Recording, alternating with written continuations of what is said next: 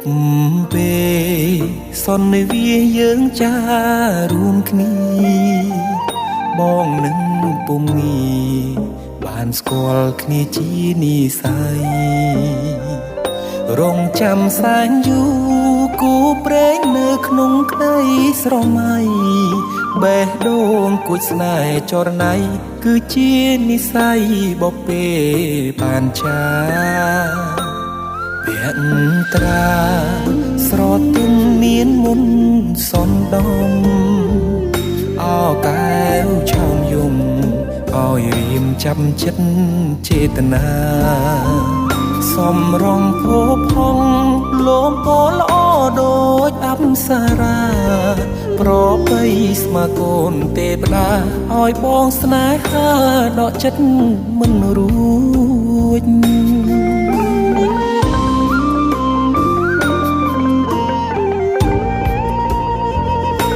ម្ចាស់បេះដូងអូនអើយបងស្រឡាញ់នាងចិត្តនេះឥតលៀង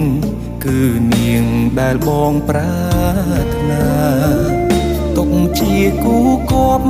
រួមនិស័យកាយខ្នើយវាសនាតាអូនមេត្តាសណ្ដោកង្រណាព្រមនាងនេះទេអារម្មណ៍ស្និទ្ធស្នាលខ្លាចជាស្នេហាប្រច័ណ្ឌជីវ៉ាពេលអូននៅគិតក្បែរគេបេះដូងដឹងច្បាស់ស្រឡាញ់ពិតស្មឹង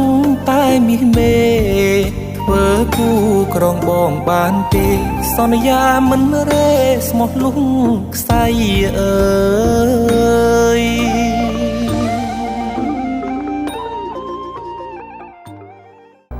ឆ្លើយកងកាច់ឯងនេះមានបបោមិនល្អជាប់ពីខ្លួនតាំងពីកំណត់អ៊ំ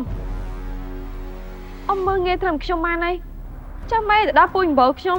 មិនបានមកហាត់រៀននោះទេបានហើយយើងដេញឯងចេញហើយឆាប់ចេញទៅ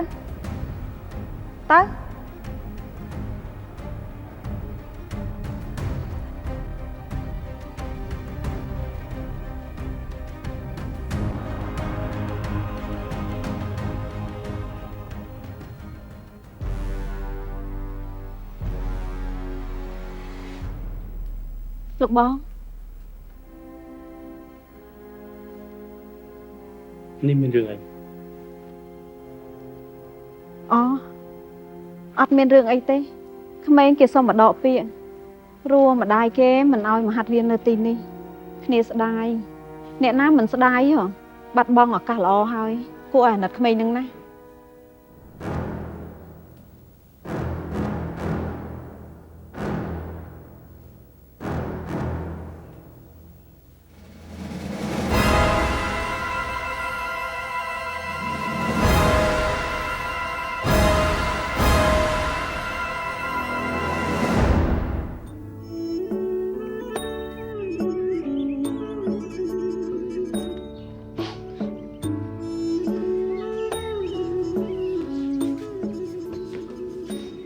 កាត់អី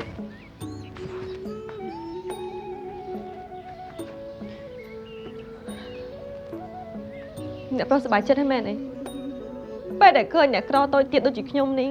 ត្រូវគេទះត្រូវគេជេរប្រមាថសង្គមអ្នកខ្ពង់ខ្ពស់គេរស់នៅបែបនេះមែនអត់ត្រូវហើយអ្នកក្រតូចទៀតដូចជាខ្ញុំនេះគ្មានសិទ្ធអីសូម្បីតែដើរតាមក្តីសម័យខ្លួនឯងអ្នកប្រុសសោះទៅសោះឲ្យអស់ចិត្តអ្នកប្រុសទៅហើយសូមឲ្យអ្នកប្រុសរស់នៅក្នុងសង្គមខ្ពង់ខ្ពស់បែបនេះតែម្នាក់ឯងចុះ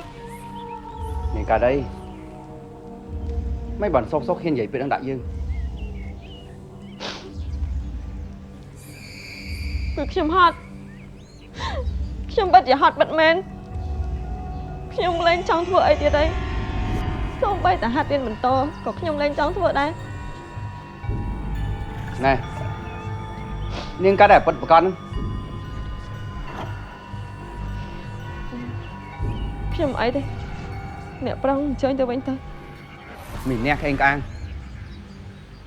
គិតថាខ្លួនឯងជាបណ្ណាគេ នេះគិតថាខ្លួនឯងមិនដល់ចំណុចហ្នឹងហើយវានឹងជោគជ័យមែនបានបើការបារម្ភនិងការជួយរបស់យើងធ្វើឲ្យនេះទៅទាល់យើងចេញក៏បានដែរតែត្រូវចាំផ្លូវដែលនឹងដើរទៅមុខទៀតដើម្បីចាប់ក្តីសម័យហ្នឹងវាមិនងាយស្រួលដូចជានឹងគិតទេ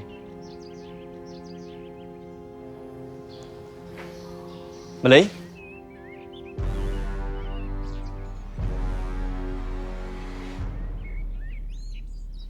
លបងមើលថែមនុស្សផាយផង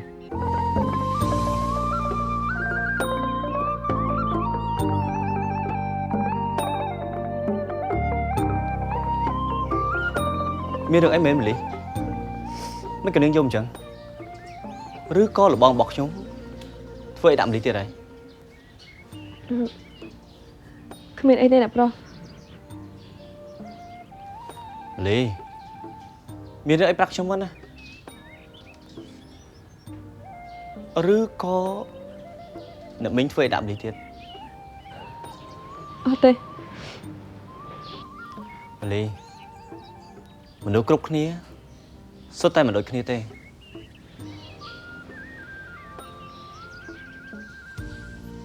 ចាមើលកុំធ្វើអញ្ចឹងមើលពេលដែលម៉ាលីធ្វើអញ្ចឹងខ្ញុំពិតជាបារម្ភណាស់ណា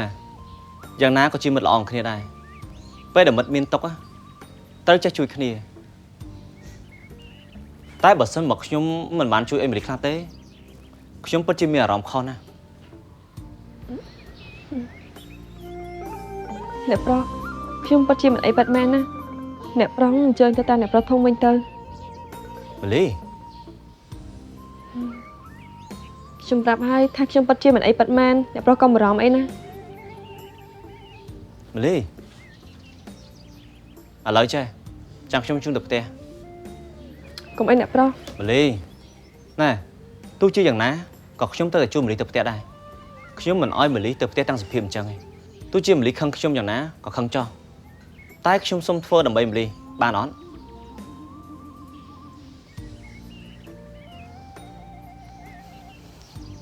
មក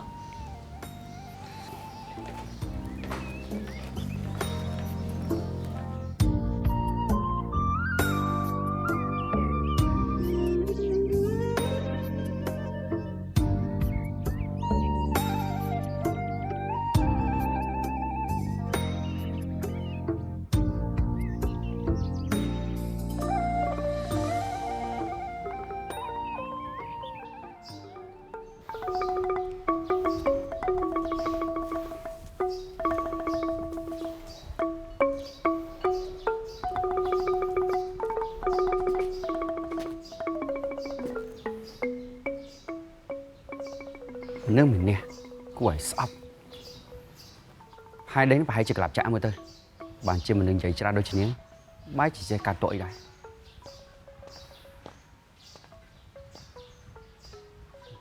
កំពុងពេលខ្លាំងម៉ាលីឯងនឹងយកឡាធ្វើជាការຕົកដើម្បីផលប្រយោជន៍ខ្លួនឯងគឺថាបានណាលោកបងកំពុងមានកាយមួយបងដែរ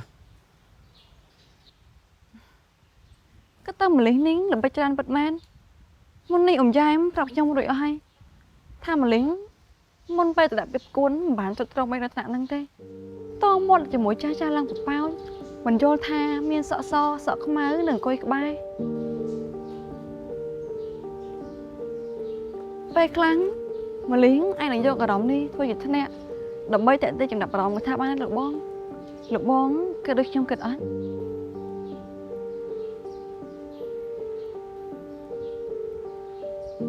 នេះហើយជាស្ថានភាពរបស់ម៉ាលីមិនមែននិយាយបែបហ្នឹងបានន័យថាខ្ញុំចេះតែចោទនាងទេប៉ុន្តែខ្ញុំជាមនុស្សស្រីដូចគ្នាខ្ញុំចូលអារម្មណ៍នេះធ្វើខ្លួនជាការຕົកដើម្បីឲ្យគេមកខ្វល់ខ្វាយជាមួយលោកបងប្រយ័ត្នខ្លួនណាប្រយ័ត្នតែងមកម៉ាលីដែរតែមើលទៅលោកបងដូចជាចិត្តទុនជាមួយម៉ាលីហើយមែនអត់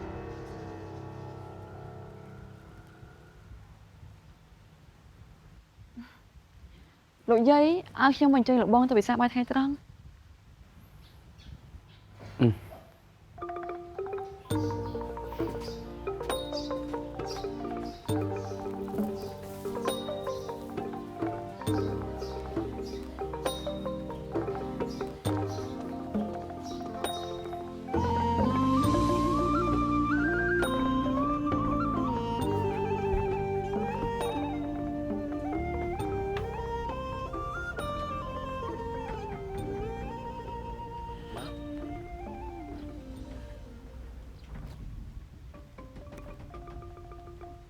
បានឃើញម្លីញញឹមអញ្ចឹង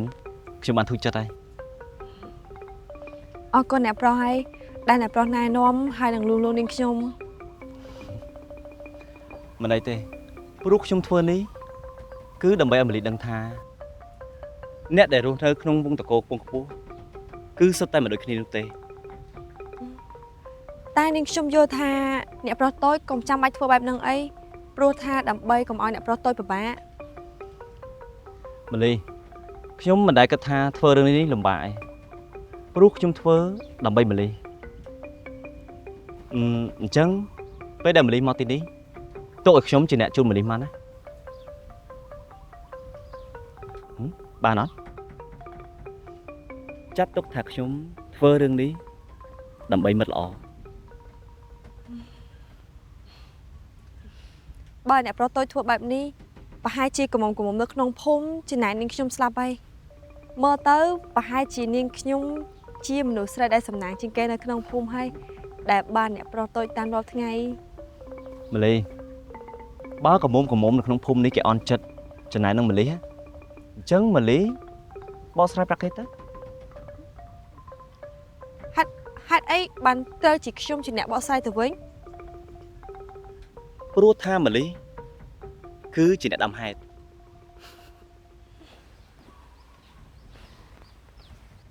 នាងម្លីនេះកំហុសបាត់ពីផ្ទះតាមពិតមកដើរលេងទីនេះសោះ អ៊ំខ្លា ណែអ្នកប្រុសម្នាក់នេះជាសរសៃ ហុយអ៊ំខ្លានិយាយអីហ្នឹង លាក់បងធ្វើអីមិនធំពេញពេកអស់ហ្នឹងដល់វ័យរៀបការហើយមុននឹងក្រោយដល់វ័យរៀបការដដែល អ៊ំខ្លាអ៊ំទៅវិញទៅអ៊ំកុំនិយាយប្រាប់ដាស់ណាប្រយ័ត្នតែខ្ញុំលែងជួយអ៊ំទៅ នេះឯងបានរឿងនេះមួយយកមកគម្រាមអ៊ំរហូត អ៊ំឆាប់ទៅវិញទៅហើយកុំយករឿងនេះទៅប្រាប់ម៉ែខ្ញុំណា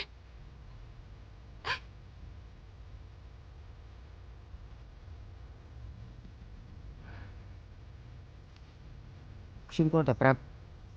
ក្នុងនាងជាngườiប្រុសដូចគ្នាបើស្វែងនៅស្រីក្បាលរឿងដូចជានាងម្លីត្រូវតែទ្រាំបន្តិចទៅណា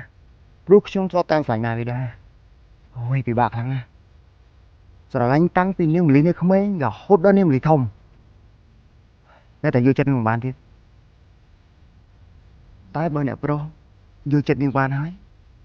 ឆាប់ចូលទៅដឹងទៅតោះនាងចិត្តទុនតែទុកយូរបែរដងថាជាថ្មវិញណា អ៊ំខ្ញុំគិតថាអ៊ំប្រហែលជាយកច្រឡំហើយខ្ញុំនឹងម្លីគឺជាមិត្តនឹងគ្នាទេ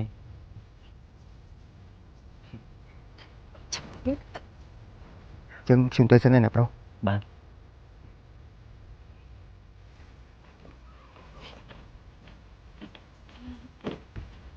អ្នកប្រុសតើឲ្យខ្ញុំសុំទោសជំនួសអ៊ំខ្លាផងណា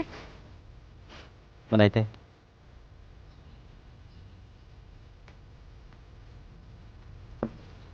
នាទី អ្នកម៉ែអញ្ជើញមកផ្សារដែរ លោកជំទាវម្ចាស់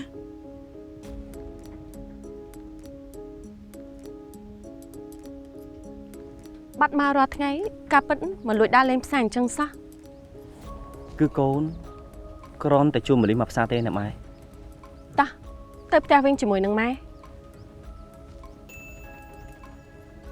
យើងដឹងតែឯងណាចង់តាមអ្នកប្រុសគេដេញចេញពីផ្ទះទៅនៅផ្ទះផ្សេងហើយនៅមានចិត្តមកចង់តាមអ្នកប្រុសទៀតយើងប្រាប់ឯងឲ្យច្បាស់បើមិនមានការអីចាំបាច់ឯងកុំមកតាមអ្នកប្រុសសោះប្រយ័ត្នមានបញ្ហាជាមួយលោកជំទាវរួចរាល់ហើយទៀនម្ចាស់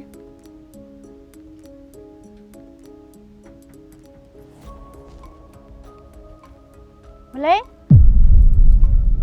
ឯងមកផ្សារដែរ ម៉ែម៉ែ ឯងប្រាប់ថា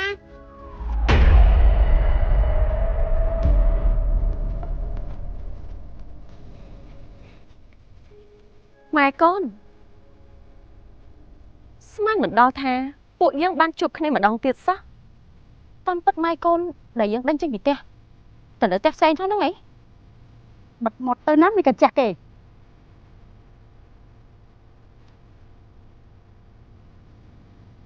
10ឆ្នាំកន្លងផុតទៅនេះមានតែភាពជ្រាវជ្រួញប៉ុណ្ណោះដែលផ្លាស់ប្ដូរលើរូបរាងកាយរបស់ឯងប៉ិតមែនហើយពេលវេលាកន្លងទៅជាង10ឆ្នាំក៏ប៉ិតមែនក៏ប៉ុន្តែយើងទាំងពីរដូចអត់ដែលមានបញ្ហានឹងគ្នាទេណាខ្ញុំសង្ឃឹមថារឿងរ៉ាវកន្លងទៅវានឹងកប់ចូលទៅក្នុងអតីតកាលទាំងអស់ណាលោកស្រីអូបានដំណឹងមកថាដូចជាឡើងងារជាជំទាវហើយណោះបើអញ្ចឹងលោកជំទាវនៅកន្លែងលោកជំទាវខ្ញុំនៅកន្លែងខ្ញុំសូមមេត្តាកុំមកពាក់ព័ន្ធនឹងគ្នាអី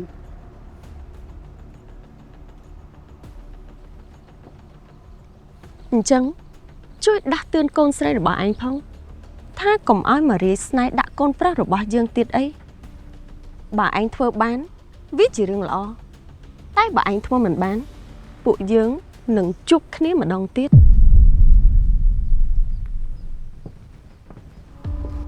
តោះនាទីម៉ែហេតុអីក៏ម៉ែនិយាយបែបនេះដាក់លោកជំទាវទៅផ្ទះម៉ែ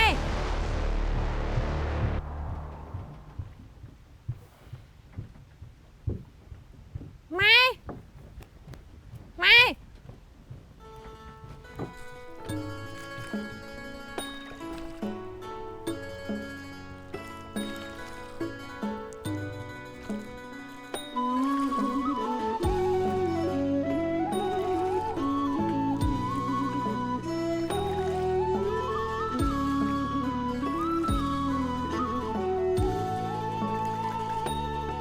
យើងហាមឯងច្រើនដងហើយថាឲ្យឈប់តាក់ទងជាមួយក្មេងប្រុសនោះទៀតមិនបានមកស្ដាប់យើងហ៎ឯងឃើញមានបញ្ហាអត់អូយម៉ែអ្នកប្រុសនទីមិនមែនជាកូនខ្មែរណាយើងប្រាប់ឯងណាឈប់ទៅបំរើនៅផ្ទះនោះទៀតណា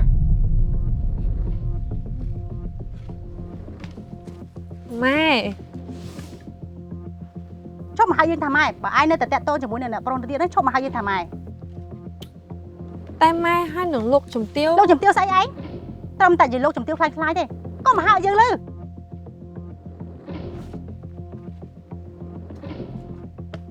មើលទៅម៉ែហើយនឹងលោកជំទាវស្គាល់គ្នាតាំងពីពេលណាមិនក៏មិនប្រាប់ខ្ញុំឲ្យដឹងសោះអញ្ចឹងឬមួយក៏មកពីរឿងលើកមុនមិនមែនជារឿងដែលឯងត្រូវដឹងទេតែម៉ែក៏គួរតែប្រាប់ឲ្យខ្ញុំដឹងដែរម៉ែស្គាល់គ្នាតាំងពីពេលណាតែថាទៅម៉ែដូចជាអស់ចាដែរតាស្គាល់សិតតែលំដាប់ជំទាវអស់ចាស្អីឯង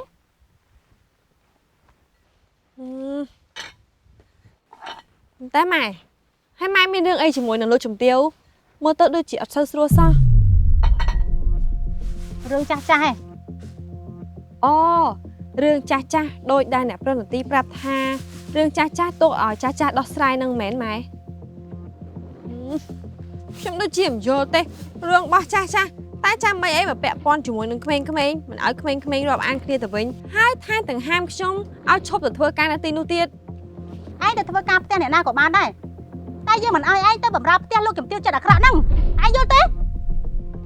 នេះម៉ែនិយាយបែបហ្នឹងខ្ញុំកាន់តែមានអារម្មណ៍ថាម៉ែដូចជាមានរឿងអីពាក់ព័ន្ធជាមួយនឹងផ្ទះលោកជំទាវមិនដឹងទេយើងប្រាប់ឲ្យឯងធ្វើអីធ្វើតាមយើងទៅកុំឲ្យយើងដឹងណាថាឯងតែតាក់ទងជាមួយនឹងអ្នកប្រុសនោះទៀតប្រយ័ត្នខ្លួនអូយហុញណាមិនដឹងជាស្អីទេចាំមិនបង្កើតមកឲ្យមានអ្នកក្រអ្នកមានធ្វើអីគ្រាន់តែកូនអ្នកមានរាប់អានជាមួយនឹងកូនអ្នកធំមានក៏ពិបាកដែរមិនមែនម៉ែមានហេតុផលអីផ្សេងណាអីគ្មានហេតុផលអីទាំងអស់ម៉ែមិនឲ្យកូនទៅតាក់ទងជាមួយនឹងមីក្មេងស្រីនោះទៀតទេតែម៉ែ ដោយសារតែហេតុផលនេះទើបបានអ្នកម៉ែបញ្ជូនមលីទៅផ្ទះលោកយាយជំទាវមែនទេ នៅទី កូនបានស្ដាប់ឮអស់ហើយអ្នកម៉ែបាននិយាយជាមួយនឹងមីងសគ្រប់យ៉ាងគឺជាកលាអុករបស់អ្នកម៉ែហើយអ្នកម៉ែបានរៀបចំឲ្យលោកយាយជំទាវពេញចិត្តជាមួយនឹងមលីពិតមែនអត់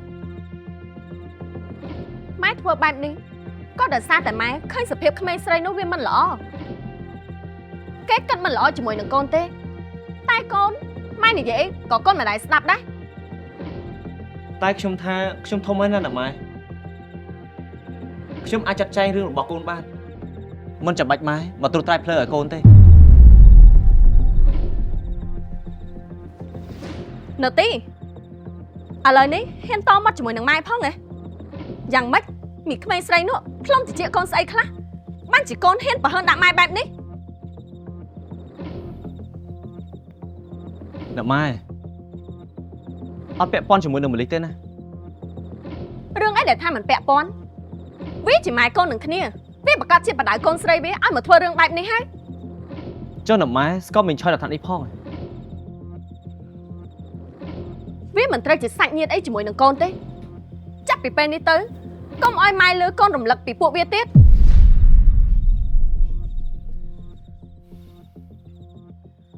គ្រាន់តែកូនរាប់អានមិត្តម្នាក់សោះក៏ម៉ែហាម5កូនដល់ថ្នាក់នេះហើយចុះតម្រាំធ្វើអីផ្សេងទៀត មនុស្សចង្រៃដូចជាពួកវានេះកូនមិនគួរទៅប្រឡុកប្រឡាក់ជាមួយទេ អ្នកម៉ែតែងតែបែបនេះរហូតបើអ្នកម៉ែមិនពេញចិត្តជាមួយអ្នកណាហើយអ្នកម៉ែគឺមិនឲ្យកូនរាប់រកគេទេ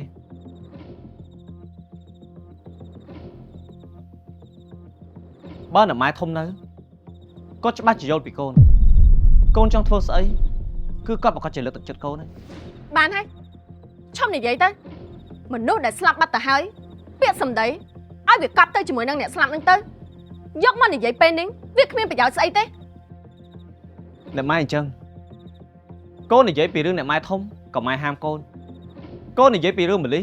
ក៏ម៉ែហាមកូនអ្នកម៉ែសាកគិតទៅមើលតើក្នុងមួយជីវិតរបស់កូនកូនមានឱកាសរើសអ្វីដែលខ្លួនកូនចង់ធ្វើបានប្រហែលដងដែរ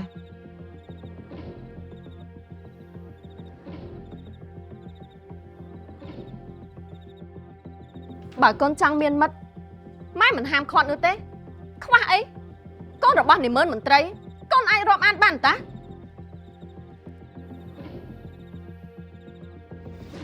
អ្នកម៉ែមិត្តដែលរាប់អានសប្បាយគឺមិនខ្វះទេតែបើមិត្តរាប់អានគ្នាស្មោះត្រង់ជាមួយនឹងគ្នានៅជាមួយគ្នាដើរជាមួយគ្នាមានក្តីសុខគឺពិតជាពិបាករកណាស់តាំងពីកូនបាត់បង់រដ្ឋភាពមកកូនមិនដែលជួបមិត្តណាដែលធ្វើឲ្យកូនមានក្តីសុខក្រៅពីម្លិះទេអ្នកម៉ែកូនសុំបងអ្នកម៉ែណាសង្ឃឹមថាអ្នកម៉ែធ្វើដើម្បីកូនចុះ ឈប់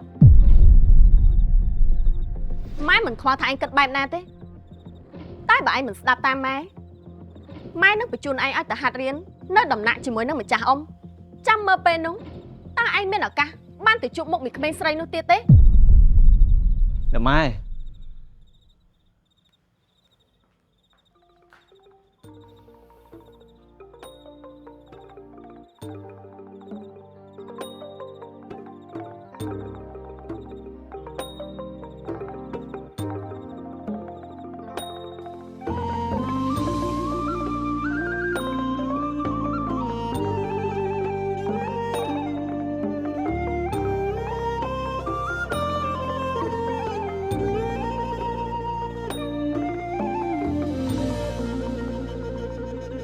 បុកពេលសន្និវាយើងចារួមគ្នាបងនឹង មិនកូនអ្នកម៉ែគិតបែបហ្នឹងណាគ្រាន់តែរាប់អានគ្នាជាមិត្តសិក្សាជាមួយនឹងគ្នាសោះហេតុអីចាំបាច់ទៅប្រកាន់វណ្ណៈមានក្រោះទៅអី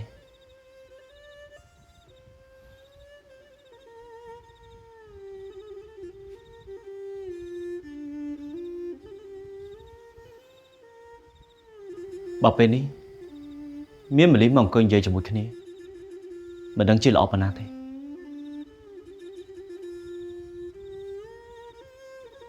anh cô tại chụp cất vì mình được xem nàng tí tới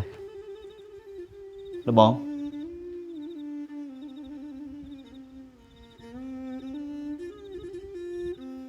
anh mình côណាជ្រុះជាមួយនឹងអ្នកម៉ែឯងព្រោះរឿងទាំងអស់នោះមិនមែនជារឿងល្អពេលខ្លះឯងស្ដាប់គាត់ខ្លះក៏ល្អដែរ លោកបងឲ្យខ្ញុំស្ដាប់គាត់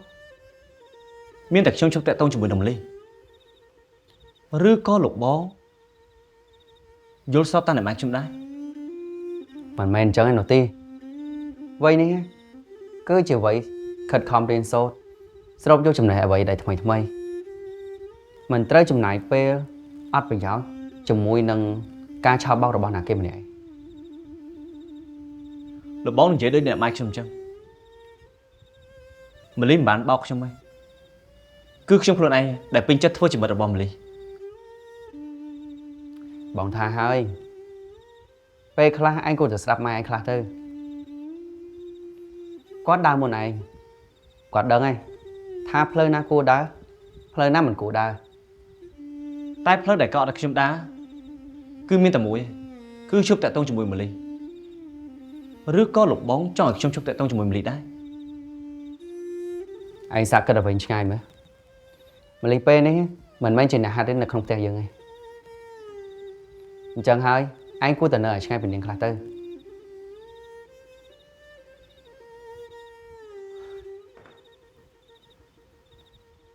ហើយ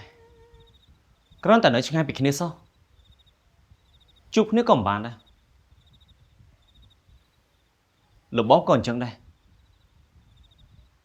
មួយរយៈនេះដូចជាផ្លែកជាមួយនឹងខ្ញុំហើយនឹងម៉ាលីដល់ដែរលោកបងឬក៏លោកបងកំពុងតែប្រចាំខ្ញុំជាមួយនឹងម៉ាលី ទី ចូលលោកបងមិនក៏ធ្វើដល់ថ្នាក់ហ្នឹង យ៉ាងម៉េច យ៉ាងម៉េចលោកបងគ្រាន់តែខ្ញុំរំលឹកឈ្មោះគេតែប៉ុណ្្នឹងសោះនឹកគេរដ្ឋនឹងផង មិនមែនទេបងគ្រាន់តែបារម្ភអ្នកដែលធ្លាប់ហាត់រៀនជាមួយយើងហើយពេលថ្ងៃមិញឃើញនាងចេញមកក្នុងសភាពមិនល្អឯងជាមិត្តនាងហើយចិត្តស្និទ្ធទៀតគួរតែដឹងពីនាងច្រើន លោកបងចង់ដឹងមែនឥឡូវខ្ញុំប្រាប់ក៏បានព្រោះថាម៉ាលីនាងមិនសូវសប្បាយចិត្ត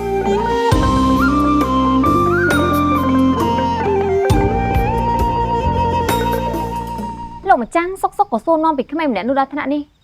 ជួបគ្នាតែលើកទី1សោះលោកម្ចាស់ដូចជាចាប់អារម្មណ៍នឹងនាងនោះដល់ហើយខ្ញុំខ្លាចតែ ស្រឡាញ់នឹងបែបមិនទៅម៉ែ ចាំមែនកូននេះស្រឡាញ់គឺនៅពេលដែលបាននៅក្បែរគេគឺមានអារម្មណ៍រំភើបមានអារម្មណ៍ខ្មាស់អៀនវាខុសពីអារម្មណ៍ស្រឡាញ់ដែលម៉ែមានចំពោះឯង សួរឯងតាមត្រង់បុណ្យកុសលដែលឯងធ្វើឧទ្ទិសទៅដល់អ្នកបងផឹមរាល់ឆ្នាំនេះប្រកាសដែរទេថាបានទៅដល់អ្នកបងនោះបើសិនជាមិនច្បាស់ទេកុំអីល្អជាងណាព្រោះថានាំតែបង្ហិនបាយសម្លទៅទេ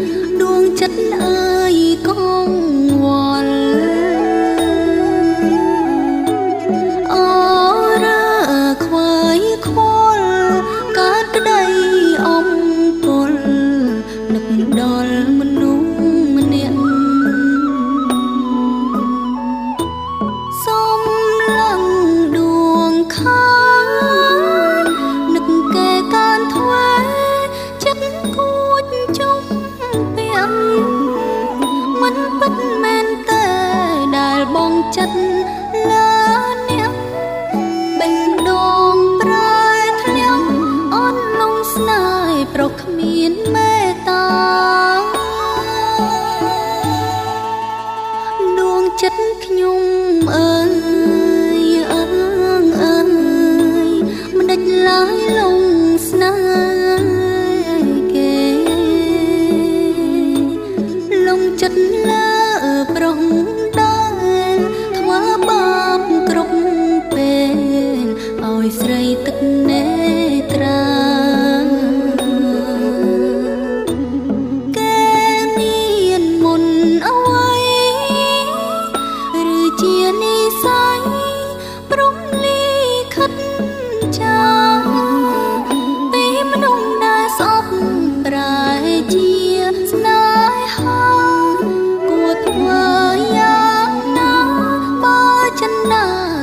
គេ